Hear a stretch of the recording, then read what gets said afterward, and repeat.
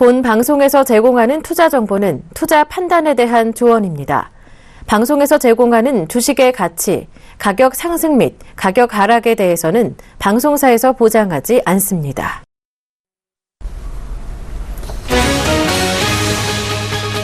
뉴욕 증시가 대형 금융회사들의 기대 이상의 실적과 경기지표 호조가 맞물리면서 또다시 사상 최고치를 이어갔습니다. 국제유가가 반등한 것도 호재로 작용했습니다. S&P 500지수와 다우지수는 각각 0.52%, 0.72% 오르며 사상 최고치 행진을 이어갔고 나스닥 지수는 0.57% 오르면서 5,034.06으로 거래를 마쳤습니다. 영국 중앙은행인 영란은행이 예상을 깨고 기준금리를 동결시키고 자산 매입 한조를 그대로 유지했습니다. 하지만 8월에 기준금리 인하를 강력히 시사하면서 금융시장에 미친 충격파는 크지 않았습니다. 미국의 6월 생산자 물가지수가 2015년 5월 이후 가장 큰 폭으로 상승했습니다. 미 노동부는 6월 생산자 물가지수가 전월 대비 0.5% 상승했다고 발표했습니다. 이는 시장 전망치를 2배 이상 웃돈 것입니다. 미국의 신규 실업수당 청구 건수도 예상을 밑돌면서 고용시장 강세를 확인시켜줬습니다. 미 노동부에 따르면 지난주 신규 실업수당 청구 건수는 25만 4천 건을 기록해 전망치 26만 5천 건보다 적었습니다. 국제유가가 전일 4% 이상 급락한 데 따른 저가 매수세와 달러 약세의 영향으로 2% 넘게 올랐습니다. 뉴욕 상업거래소에서 서부 텍사스산 원유 가격은 전일보다 배럴당 2.1% 오른 45달러 68센트를 기록했습니다.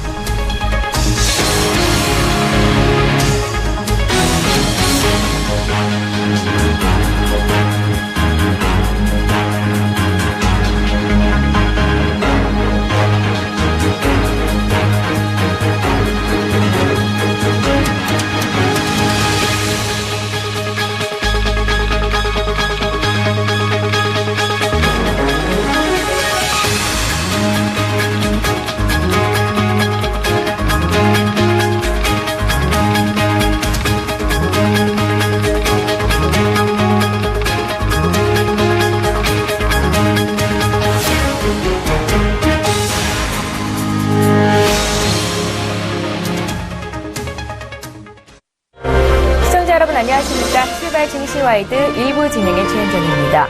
영국의 중앙은행인 영란은행이 시장의 예상치를 깨고 기준금리를 동결시켰습니다. 하지만 8월에 기준금리 인하를 강력히 시사하면서 시장에 미친 파장이 그렇게 크지는 않았습니다. 미국 뉴욕 증시에서 S&P 500지수와 다우지수는 또 역대 최고치 행진을 오늘도 이어가는 모습을 보였는데요. 금융주들이 깜짝 실적을 내놓으면서 금융주가 강세를 보였고요. 또 생산자 물가지수나 고용지표가 예상보다 좋은 결과를 내놓으면서 투자 심리를 호전시켰습니다. 앞서 마감했던 유럽 주요국 증시는 영국 증시 정도를 제외하고 모두 반등에 성공하는 모습을 보였습니다. 어제 국내 증시에서 코스피 지수는 장 막판 외국인들의 순매수에 힘입어서 코스피가 이제 2000선에 안착하는 움직임을 보였는데요. 2008포인트에서 거래를 마감하는 모습이 나왔습니다. 자, 오늘 한 주를 마감하는 금요일장입니다. 오늘도 역시 시장 전망해보고 전략까지 짜보겠습니다. 출발 증시와이드 1부 지금부터 본격적으로 출발합니다.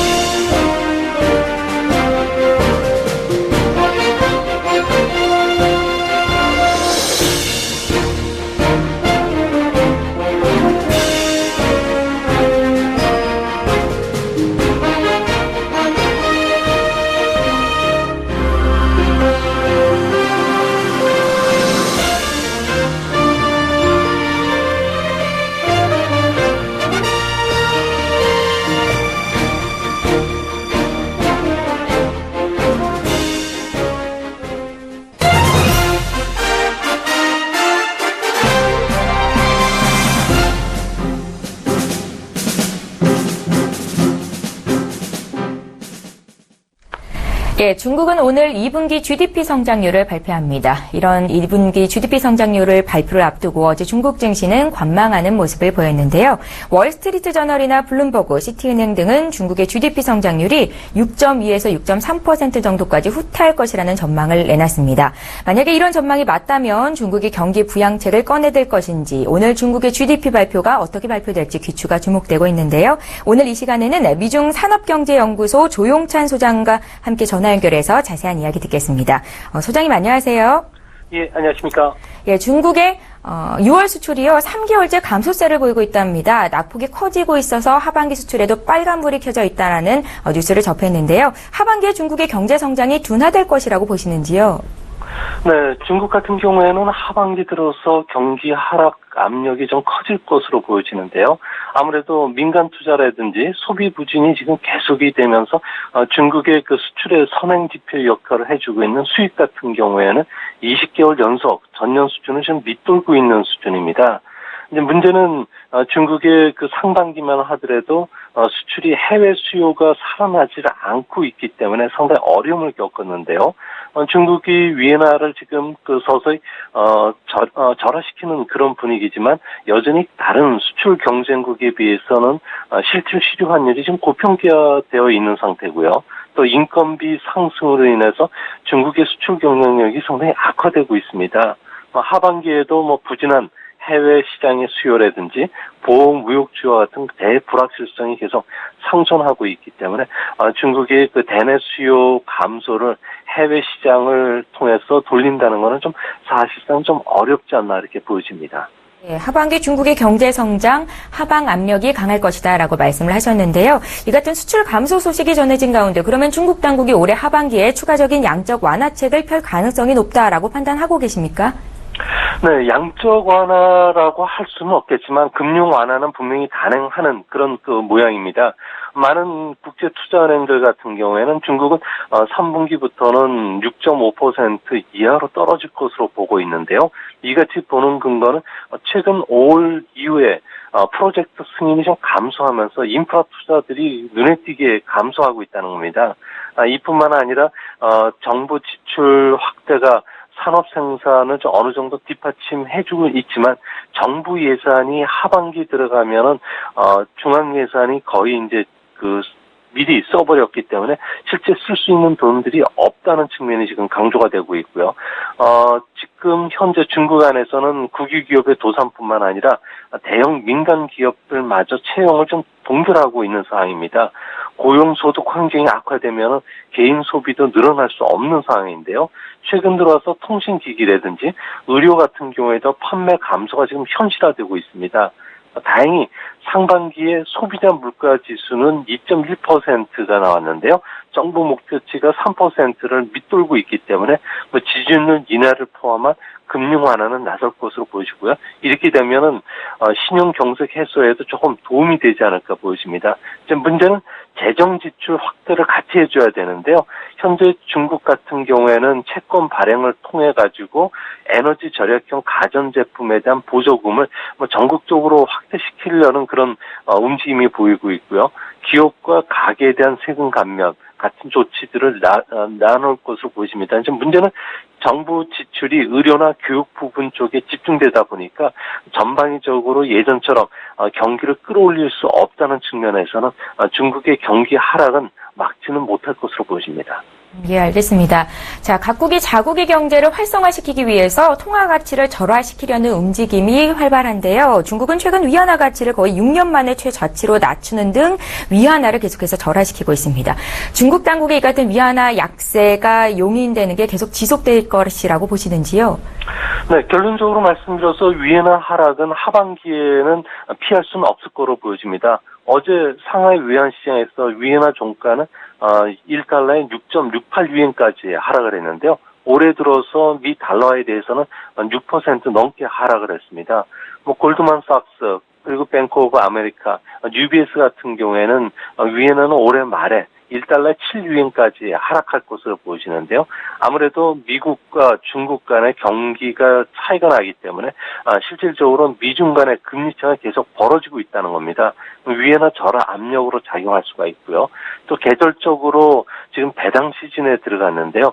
이 때문에 그 배당 자금을 받은 외국 기업들이 달러 수요가 늘어나고요. 특히 잇따라 해외 기업들 인수로 인해서 해외 그 달러 수요들이 또 늘어나고 있다는 점도 위안화 절하 압력이 되고 있습니다. 중국 정부도 한국, 베트남, 일본과 같이 수출 경쟁국에 비해서 위안화의 실질 수요 환율이 고평가되고 있다고 보고 있는데요. 이 때문에 수출 경쟁력을 끌어올리기 위해서라도 외환시장 개입을 통한 위안화 절상 가능성 그만큼 낮습니다.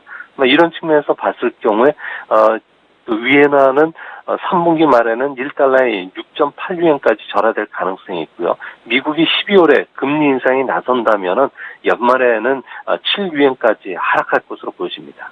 예, 알겠습니다. 중국에서는 오늘 중요한 경제 지표가 발표가 됩니다. 2분기 GDP 성장률이 오늘 발표가 될 예정인데요. 1분기 GDP 성장률이 6.7%였습니다. 어떻게 예상하고 계신지요? 네, 2분기 GDP 성장률은 0.1%포인트 정도 하락할 것으로 보이시는데요.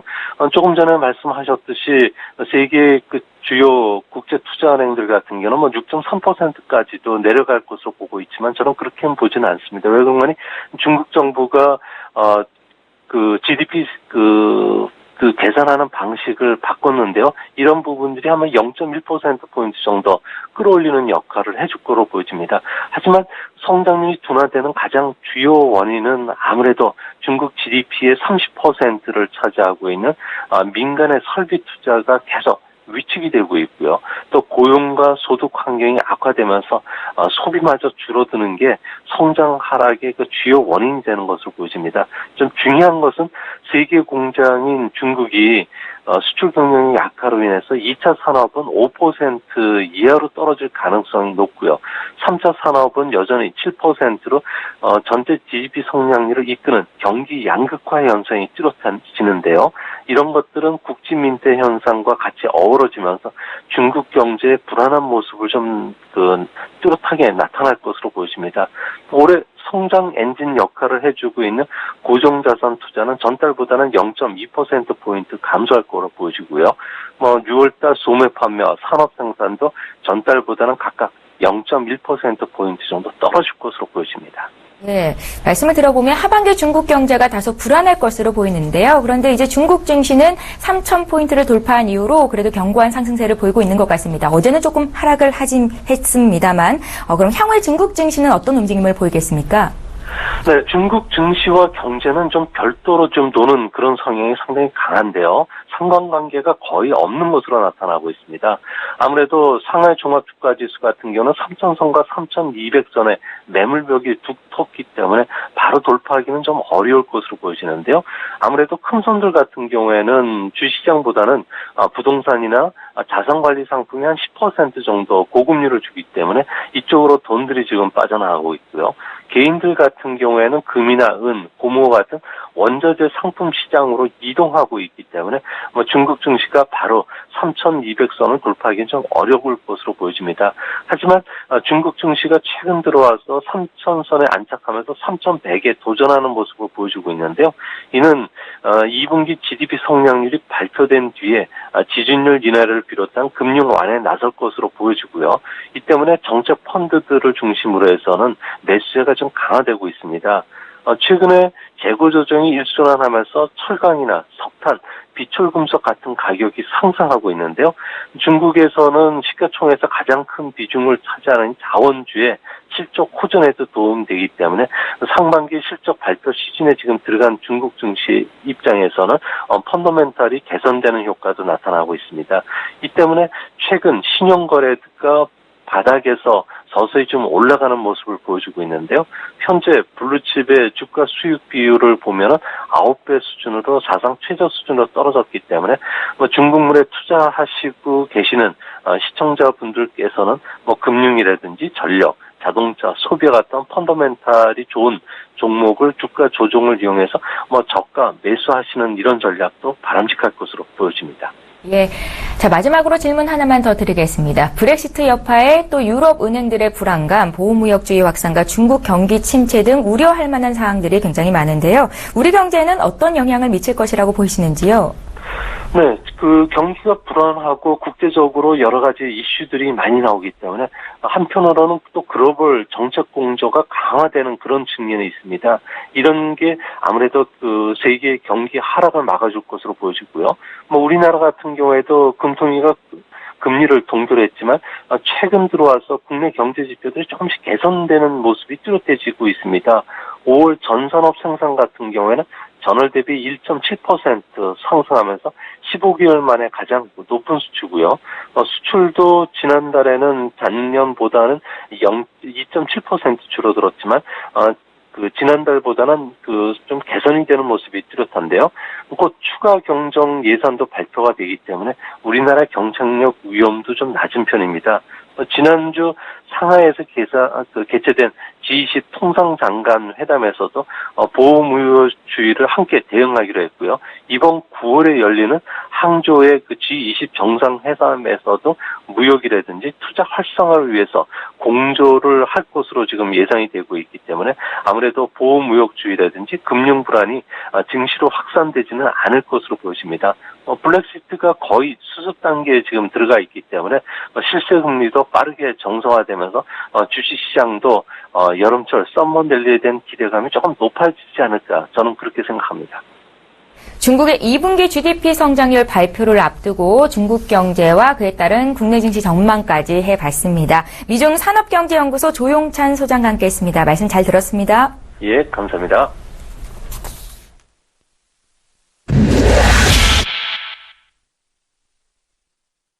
예, 코스피 지수가 어제 외국인들의 장막판 순매수에 힘입어서 나흘 연속 상승세를 이어갔습니다. 2008포인트가 어제 종가였는데요. 그런데 이제 코스피가 2011년 4월부터 64개월째 여전히 박스권 장세를 지속하고 있습니다. 올 하반기 코스피가 박스피라는 오명을 벗을 수 있을지 잠시 뒤 이야기 나눠볼 거고요. 계속해서 국내 기업들의 2분기 실적 발표가 한창인데요. 업종별 실적 흐름 살펴보고 국내 증시 전망과 전략까지 짜보겠습니다. 자, 오늘은 금요일이죠. 메리츠증권 김민수 부장님을 전화로 연결해봅니다. 부장님 안녕하세요. 네, 안녕하십니까. 예, 어제 거래소내에서 외국인들이 장막판 순매수를 해주면서 코스피가 2000선에 정말 이제 안착하는 움직임이 나왔습니다. 하지만 일시적인 돌파 시도에 그칠 것이다라는 우려감도 있는데요. 이 같은 랠리를 좀 이어갈 수 있겠습니까? 예, 아무래도 시장에 대한 기대감이 좀 커지고 있는 건 사실이라고 생각됩니다. 특히 이제 하반기 들면서 그래도 펼쳐지고 있는 하반기에 대한 경기 개선을 위해서 글로벌 각국이 어떤 정책적인 움직임을 좀 펼칠 것이다라는 기대감을 보여주고 있고요. 아직까지 시장에서 그에 합당하는 어떤 눈높이에 맞춰주는 여러 가지 경제 지표들은 나오지 않는 상황이라고 한다고 하더라도 일단 오늘 같은 경우도 중요한 경제지표가 미국과 중국에서 많이 발표가 될 예정이고 그런 흐름들 쪽에서 그래도 개선은 이어질 것이다라는 기대감이 시장에는 완연하게 펼쳐져 있는 그런 상황이라고 생각되고 있고요. 그 가운데 이제 국내 기업들의 실적 같은 경우도 지금 현재 12개월 이후에 EPS 증가율을 보게 되면 상당 부분 2012년도 이후에 그래도 계속 상승세를 보이고 있는 게 오랜만에 보여지고 있다라는 관점을 봤었을 때 그래도 시장에 대해서는 기업 실적에 대한 개선세와 함께 조금 더 여름에 대한 그리고 하반기를 보여주고 있는 시장의 높이는 좀 더 높아가고 있다라는 쪽으로 보는 게 맞는 지금 시장의 흐름이라고 생각됩니다. 예, 증시에 대한 기대감이 커지고 있는 건 사실이다라고 말씀을 하셨는데요. 그런데 이제 코스피 2000선의 저주라는 말이 떠오릅니다. 박스피 탈출이 왜 이렇게 어려운 겁니까? 아무래도 박스피 주인공은 기관이라고 보시면 될 것 같은데요. 네, 기관 쪽에서는 그래도 2000선이 넘어가게 되면은 가장 많이 쓰는 전략 중에 하나가 롱숏 전략 중에 하나인 2000선 위쪽에서는 매도가 늘어나는 모습들을 계속 확인했던 흐름들인데 이번도 똑같이 외국인들의 매수세보다는 기관 쪽에서의 매도세가 얼만큼 나오느냐가 또 가장 관건이 아닐까 생각되고 있는데 그만큼 지금 같은 경우에서 물량들이 시장을 또 박스권으로 유지하려고 하는 전략들이 나오는지 그런 데를 좀 더 중요하게 지켜봐야 될 그런 모습들이 아닌가 생각됩니다. 예, 기관 투자가들이 2000포인트 선에서는 차익 실현 매물을 내놓고 있기 때문이다라고 말씀을 하셨는데요. 그래도 이번에는 2000선이 좀 지지가 됐으면 좋겠습니다. 코스피 상단을 잡아주신다면 어느 정도 선을 생각하고 계시는지요? 네, 일단 아직 확인된 부분들이 없기 때문에 한 2030선 중심의 직전 고점대와 함께 이어지는 부분들이 일단은 1차 저항이다라는 쪽으로 봐야 될 것 같고요. 특히 지금 같은 전략 중에서 기관이 혹시나 어떤 시장을 바라보는 대응 전략들이 바뀌는 부분들, 즉 지금까지 이어졌던 주식 관련된 종목들에 대해서 공매도가 많았던 부분들이 숏 커버링이 이어지면서 변화가 들어올지가 가장 큰 관건이라고 생각이 들고 있고요. 앞서 말씀드렸듯이 기관의 전략이 변화가 된다. 즉 숏 커버링에 대한 모습들이 나오면서 공매도 잔고가 매수 쪽으로 바뀐다라고 했었을 때는 시장은 오히려 2030선 이상으로 강하게 변화가 될 수도 있는 기폭제가 될 수도 있다는 점은 염두를 하시면서 시장 흐름들은 지켜보셔야 할 걸로 보여지고 있습니다. 네, 알겠습니다. 자, 코스피가 박스피를 벗어나기 위해서는 일단은 기업 실적이 잘 나와야 되겠다라는 생각이 드는데요. 요즘 2분기 실적 발표가 한창인데 업종별 실적 흐름 어떻게 보시는지 또 눈에 띄는 업종에 대해서도 자세한 분석을 부탁드릴게요. 네, 일단 전반적인 업종의 흐름을 보게 되면은 일단 먼저 안 좋은 것부터 말씀드린다고 한다면요. 일단 지금 최근 들어서 이어지고 있는 내수주 관련된 부분들은 여전히 부진함이 이어진다는 쪽으로 봐야 될 것 같고요.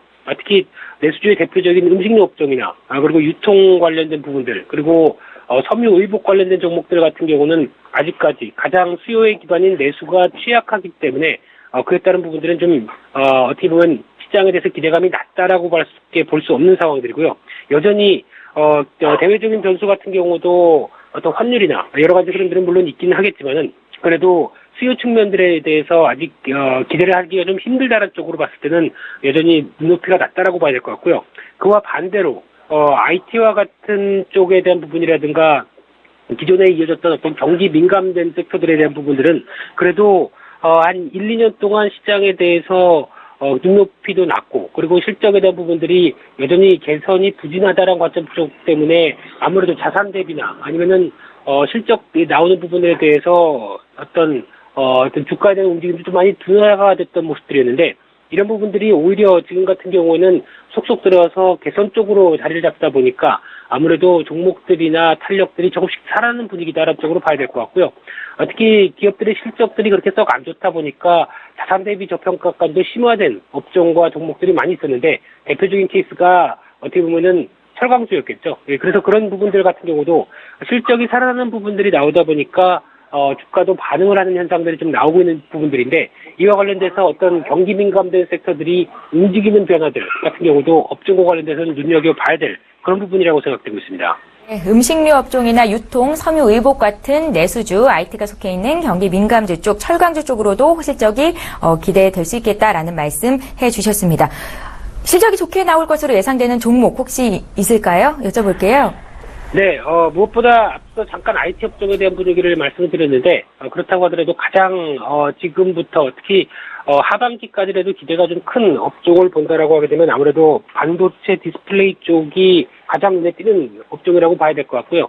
특히 지금, SK 하이닉스를 비롯해서 반도체 관련된 부분들, 특히, 하반기에, 디램과 관련된 부분에 대한 가격 변동뿐만 아니라 특히 새롭게 보여지고 있는 부분이 낸드 관련된 쪽도 양호한 흐름들로 좀 이어지고 있고 거기다가 OLED라든가 중국에 대한 투자 부분들이 가장 또 가시화가 되고 있는 부분들이 이 두 가지 업종 쪽이 크다라고 봐야 될 것 같은데 그렇다고 한다면 이쪽에 대한 수주에 대한 기대감들 같이 선반영되기 시작하면서 주가도 움직인다라고 봐야 될 것 같고요.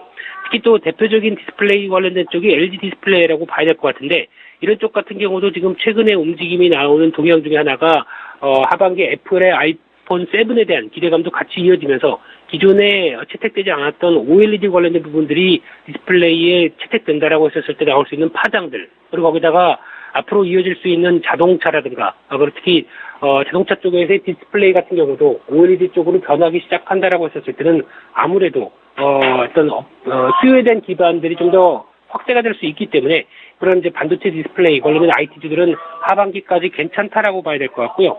특히 또 하나 시장에서 움직이고 있는 쪽에 대한 시각들이 변하고 있는 쪽이 이제 소재 관련된 쪽이라고 봐야 될 것 같은데 소재 관련된 대표적인 코롱이나 아니면 효성 같은 쪽에 대한 움직임 같은 경우도 지금 1, 4분기나 2, 4분기 쪽에서 그렇게 눈높이가 그렇게 크게 높진 않았다가 하반기 쪽엔 그래도 여전히 성장세는 이어진다는 관점들이 나타나고 있는 상황이기 때문에 이쪽에 대한 변화들에 대해서도 좀 더 관심을 갖고 지켜볼 필요가 있다고 그렇게 보여지고 있습니다. 네, 알겠습니다. 어제 한은은 금리를 동결시켰고 옵션 만기일이었는데 시장에 큰 영향력은 없었던 것 같습니다. 코스피가 견조한 상승세를 이어가고 있는데요. 악재로 작용했던 브렉시트와 사드 문제도 잠잠해지는 모습입니다. 하반기에도 우리 국내 증시를 이끌 만한 어떤 이벤트들이 많이 있을 것 같은데 눈여겨봐야 할 이벤트가 있다면 어떤 것들이 있겠습니까? 네, 일단 단기적인 관점 쪽에서 보게 되면은 이번에 그 남중국해에 대한 영토 분쟁 관련돼서 아무래도 국제재판소에서 좀 중국에 불리하게 나온 현상들이 있었는데요. 그런 관점이라고 한다면 아무래도 하반기에도 어떤 미국과 중국의 G2의 어떤 큰 움직임 쪽에서 여전히 기싸움은 벌어지고 있는 상황이기 때문에 좀 안 좋게 표현하게 되면 어떤 즉발이다 이런 쪽도 얘기가 나오고 있는 상황들인데 이런 관련된 정세와 관련된 부분들 같은 경우도 계속 눈여겨봐야 될 부분이라고 생각하고 있고요. 특히 단기적으로는 오늘 또 새벽에 나왔던 뉴스들, 특히 니스에서 테러로 추정되는 쪽에 대한 사고가 또 발생했던 부분들인데 이런 부분들이 시장에는 단적인 영향을 좀 줄 수 있을지 여부들도 오늘 좀 지켜봐야 될 것 같은데요. 그렇다고 하더라도 지금 앞서 제일 먼저 말씀드렸듯이 하반기는 그래도 상반기보다는 기대하는 부분들이 좀 더 크다. 즉 경제지표와 관련된 쪽에서 정체가 좀 벗어날 것이다라는 기대감들이 좀 큰 상황들인데 그와 관련돼서 오늘 중국과 미국의 경제지표들 확인하면서 어떤 변화에 대한 기대감에 한 단계가 좀 앞서서 이어질 수 있는지 여부를 좀 체크하는 것도 중요하다고 보여지고 있고요. 일단은 기대감이 먼저 작용하는 시장이다 보니까 그래도 좀 썸머 랠리의 가능성이 좀 높아지고 있는 분위기라는 점들 먼저 생각하시면서 일단 시장으로 대응하시는 게 중요해 보입니다. 예, 2분기 기업들의 실적 발표가 한창인 가운데 오늘 국내 증시 흐름 전망과 전략까지 잡았습니다. 메리츠 정금증권의 김민수 부장과 함께했습니다. 말씀 잘 들었습니다. 네, 감사합니다.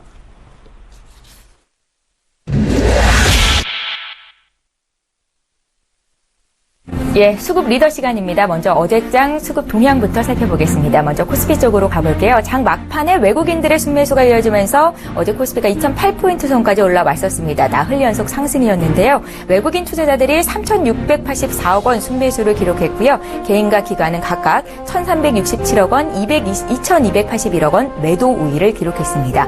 이어서 코스닥 쪽 투자 주체별 매매 동향 보겠습니다. 어제 코스닥 시장에서는 개인과 외국인이 샀네요. 개인은 608억 원, 외국인이 140억 원 매수 우위를 기록했고요. 기관은 478억 원 팔자세를 보였습니다. 이어서 어제자 기준으로 외국인과 기관은 거래소 내에서 어떤 종목들을 사 담았는지 화면으로 확인해드리겠습니다. 예, 외국인들은 삼성전자, SK하이닉스, LG이노텍, 현대모비스, 고려아연 순으로 매수한 것으로 집계가 됐는데요. 대체로 이제 IT 관련주들에 집중적으로 매기가 집중됐다는 거 확인하실 수 있을 거고요. 기관 투자자들은 삼성전기, SK이노베이션, 삼성 SDS 역시 LG이노텍을 사 담았습니다. 이어서 코스닥 쪽 살펴봅니다. 외국인들은요, 어제자 기준으로 화면을 통해서 확인하실 수 있는데요. 주성 엔지니어링, SFA, 휴젤, 서울반도체, 카카오 순으로 많이 사들였고요. 또 기관은 역시 서울반도체를 가장 많이 샀습니다. 파트론, 능률교육, 요새 이제 교육주 관련주들도 관심이 있는데요. 동국 SNC, Y솔까지 사 담은 것으로 분석이 됐습니다.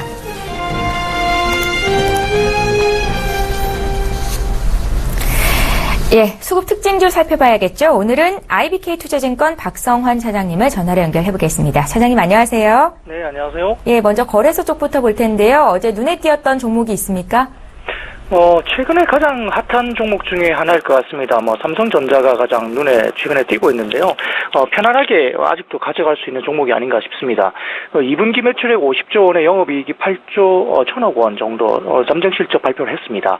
갤럭시 S7의 판매 호조, 중저가파 수익성 개선에 따른 실적 개선, 그리고 SU, HD TV 및 무풍 에어컨 등 프리미엄 가전시장 판매 확대 때문에 기인하고 있고요. 또한 이제 LCD 적자 축소에 따른 삼성 디스플레이 흑자 전환에 기인하고 있습니다. 2분기에 선방한 휴대폰 IM 부분과 그다음에 가전 CE 부분이 더 좋아지기를 기대하는 것은 사실은 좀 어렵긴 할 수도 있겠습니다만은 3분기에는 DS 부분의 실적 개선이 예상됩니다. 대규모 적자에 허덕이던 LCD 부분의 수익성이 급격하게 개선될 것으로 보고 있고요. PC DRAM 가격이 또한 안정화되면서 최근 반도체 가격 부분도 상당히 나아지고 있는 상황입니다. 동사의 견조한 실적은 3분기에도 지속될 것으로 가능하게 보고 있고요. 또한 애플이 아이폰의 신제품을 내놓고는 있지만 3분기까지는 애플 아이폰의 부재 상황이 여전히 지속될 수 있기 때문에 삼성전자 휴대폰의 강세가 좀 더 이어질 수 있는 모습입니다. 기존의 세트 부분에서 놀라운 원가 절감 능력을 보여주고 있고요. VNAND와 그리고 플렉스블 OLED 등 중장기 두 개의 성장 동력을 또한 보유하고 있기 때문에 수익성과 성장성을 동시에 기대해 볼 수 있다는 점에서는 기관과 외국인이 여전히 선호할 수밖에 없는 종목이고요. 시장의 변동성이 있다 하더라도 가장 편안한 대형주가 아닌가 싶습니다. 여전히 편하게 가져갈 수 있는 종목이다 하시면서 코스피 대장주 삼성전자를 말씀하셨습니다. 코스피가 어제 종가가 150만 5천 원이었는데요. 사상 최고가가 경신할 수 있을지 다시 한번 좀 여쭤볼게요. 예, 최근에 들어서 자사주 매입이 거의 막바지입니다. 물론 뭐 자사주 매입이 끝나고 나면 또 외국인의 어떤 변심이 어떻게 될지는 모르겠습니다만은 전일 같은 경우 그리고 최근에 한 일주일 같은 경우는 7월 12일 156주 정도의 순매도를 빼고는 굉장히 큰 폭의 순매수가 이루어졌습니다. 대략적으로 추정하더라도 거의 한 28만 주 정도가 매수세가 들어왔기 때문에 이 정도 가격에서라면 뭐 외국인의 어떤 매수세, 기관의 매도세가 일부 있지만 추가적인 상승세를 보고 배팅을 하는 것이 아닌가 이렇게 판단되고 있습니다. 네, 어제 외국인들의 사랑을 한껏 받았던 삼성전자를 수급 특징주로 봤고요. 자, 이제 코스닥 쪽으로 보겠습니다. 코스닥 쪽에서는 어떤 종목이 눈에 띄셨습니까? 네, 최근에 뭐 실적 이슈가 좀 있어서 상당히 좀 어렵게 진행되고 있던 핸드셋 쪽의 파트론입니다. 2분기 매출액은 전분기 대비 19% 감소한 2천억 정도 수준, 그리고 영업이익은 전분기 대비 31% 감소한 140억 정도로 추정이 됩니다. 지난 5월달 보고서를 통해서 뭐 전체적으로 뭐 시장에서 언급된 것처럼 2, 4분기는 전방 산업의 모델 체인지에 따른 물량 감소가 결국은 가동률 하락으로 이어지면서 실적 감소세가 불가피하게 나타났습니다. 주가 역시 전고점 2016년 4월 말 대비해서 약 22% 정도 하락을 했었는데요. 사업 부문별로 보면 카메라와 안테나 및 기타 부품 역시 전분기 대비 약 20% 가까이 감소하면서 핵심 거래선의 플래그십 모델의 부품 수요 감소가 가장 큰 실적 악화에 영향을 미쳤다고 볼 수 있겠습니다. 다만 최근에 반등세가 나타나고 있는데요. 3분기 매출액은 2분기 대비 10% 정도 증가를 예상하고 있고요. 그리고 전체적으로 지금 영업이익도 2분기 대비 3분기가 25% 정도 증가할 것으로 전망이 되고 있습니다. 물론 지난 2016년 1분기만큼 수요가 좋은 것은 물론 아니지만 갤럭시 노트의 새로운 출시 그리고 중저가에 탑재될 카메라 모듈이 평균 판매 단가 상승이 예상되면서 3분기에는 수요가 그리 크게 증가하지 않더라도 실적 회복에 대한 가시성이 매우 높게 이야기되고 있는 상황입니다. 또한 최근에 이야기되고 있는 갤럭시 노트 7 신규 노트 시리즈의 홍채 인식이 이야기되고 있는데요. 시장에서는 파트론의 기술이 갤럭시 노트의 새로운 홍채 인식의 신규 기술이 접속된 것이 아닌가 이렇게 판단하고 있습니다. 따라서 이러한 모멘텀 플레이도 충분히 개선될 수 있는 모습, 그리고 신규 센서 모듈 사업이 올해 말부터 시작하면서 결국은 이러한 홍채 인식 등과 같은 새로운 신규 모델 사업이 내년도 수익성 개선에 크게 기여할 수 있다는 점에서는 상당히 긍정적인 반응이 있는 것 같습니다. 전체적으로 지금 다양한 종류의 내년 디바이스 센스 모듈이 탑재되면서 신규 매출 비중이 전사 매출의 20% 정도까지 올라올 수 있는 확대가 되고 있는 상황이고요. 이런 부분에서 특히나 수익성 개선의 여지는 충분히 2분기를 바텀으로 해서 올라올 수 있다는 점. 다만 이제 올해 실적 예상 대비해서는 10배 정도의 밸류에이션이기 때문에 휴대폰 부품 업종의 평균을 다소 상회하고 있어서 거기에 대한 모멘텀 플레이는 다소 목표치를 조금은 너무 과도하게 가져가는 것보다는 중장기 성장성을 보고 투자를 하는 것이 맞다고 생각하고 있습니다. 예, 코스닥 수급 특징주로 파트론을 봐주셨는데요. 지난 이틀간 주가가 거의 10% 정도로 급등했습니다. 증권사 분석을 보니까 목표가를 14,000원 제시한 곳도 있던데요. 얼마나 목표가 설정해 볼 수 있을까요? 네, 말씀드렸듯이 지금 평균 올해 실적 기준으로 봐서는 밸류에이션이 10배 정도 수준입니다. 일반적으로 IT 부품 세트 업체들이 보통 5배, 6배 이 정도 세트에서 올라오고 있고요. 파트론 같이 10배 정도라면 사실은 경쟁사 대비해서는 그렇게 싼 것은 아닙니다만은 내년 성장에 대한 부분을 본다면 말씀하셨듯이 일부 증권사에서는 15,000원 정도, 그리고 키움증권에서는 16,000원까지도 제시를 하고 있습니다. 아마 중장기 성장에 대한 내년에 센서 모듈에 대한 성장성에 대한 배팅을 하고 있는 것 같습니다. 따라서 전고점 수준인 최근에 박스권 상단 수준이 12,500원 수준이 만약에 돌파가 된다면 주봉 기준으로 돌파가 되는 상황이고요. 최근에 15,000원 정도까지 박스권 상단까지는 한번 추월해 볼 수 있는 중장기 성장성 충분히 있다고 하겠습니다. 1차 목표가는 12,500원 설정하면 되겠고요. 2차 목표가는 15,000원 설정이 가능하겠다라고 정리를 하겠습니다. IBK 투자증권 박성환 차장과 함께했습니다. 잘 들었습니다. 감사합니다. 예, 출발 증시와이드 1부는 여기서 마치고요. 저희는 잠시 뒤 2부 시간에 다시 돌아오겠습니다. 고맙습니다.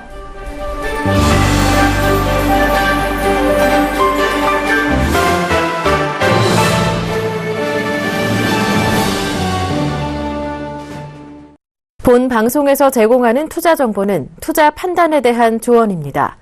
방송에서 제공하는 주식의 가치, 가격 상승 및 가격 하락에 대해서는 방송사에서 보장하지 않습니다.